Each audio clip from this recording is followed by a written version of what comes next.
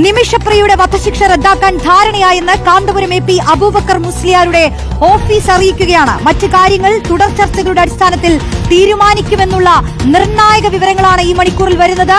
ഏറെ ഉറ്റുനോക്കിയിരുന്ന വലിയൊരു കാര്യത്തിലേക്ക് നിമിഷപ്രിയയുടെ വധശിക്ഷ റദ്ദാക്കാൻ ധാരണയായെന്ന് കാന്തപുരം എ പി അബൂബക്കർ മുസ്ലിയാരുടെ ഓഫീസ് ഇപ്പോൾ അറിയിക്കുകയാണ്. ഏറെ ആശങ്കയ്ക്ക് നടുവിലായിരുന്നു ആ കുടുംബം.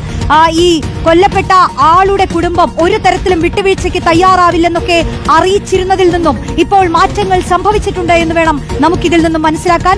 നിമിഷപ്രിയയുടെ വധശിക്ഷയുമായി ബന്ധപ്പെട്ട് എന്ത് തീരുമാനത്തിലേക്കായിരിക്കും ഈ കൊല്ലപ്പെട്ടയാളുടെ കുടുംബമടക്കം എത്തിച്ചേരുക എന്നുള്ളതിന് വലിയ ഉറ്റുനോക്കുകയായിരുന്നു നമ്മളടക്കം. വലിയ ചർച്ചകൾ ഇതിനോടകം തന്നെ നടന്നു കഴിഞ്ഞിട്ടുണ്ട്.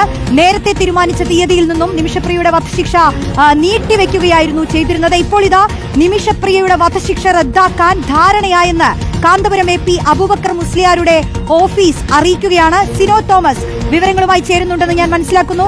സിനോജ്, പ്രധാനപ്പെട്ട തീരുമാനം ആവുന്നു എന്ന് നമുക്ക് പറയാമോ?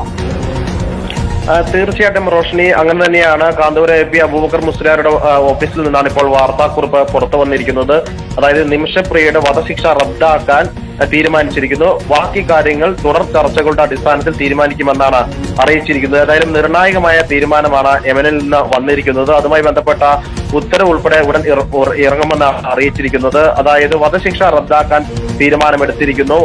നിമിഷപ്രിയെ വധശിക്ഷയ്ക്ക് വിധേയമാക്കണ്ട എന്നൊരു തീരുമാനം യമനിലെ ഭരണകൂടം എടുത്തിരിക്കുന്നു. അക്കാര്യമാണ് കാന്തപുരം എ പി അബൂബക്കർ മുസ്ലിയാരെ അറിയിച്ചിരിക്കുന്നത്. കാരണം നിരന്തരമായ ചർച്ചകൾക്ക് തുടർന്നാണ് ഈ തീരുമാനത്തിലേക്ക് എത്തിയിരിക്കുന്നത്. യമനിലെ സൂഫി പണ്ഡിതനും ഒപ്പം തന്നെ നോർത്തൻ യമനിലെ ഭരണാധികാരികളും അന്താരാഷ്ട്ര നയതന്ത്ര ഉദ്യോഗസ്ഥരും പങ്കെടുത്ത മധ്യസ്ഥ ചർച്ചയിലാണ് ഈ തീരുമാനം ഉണ്ടായിരിക്കുന്നത്.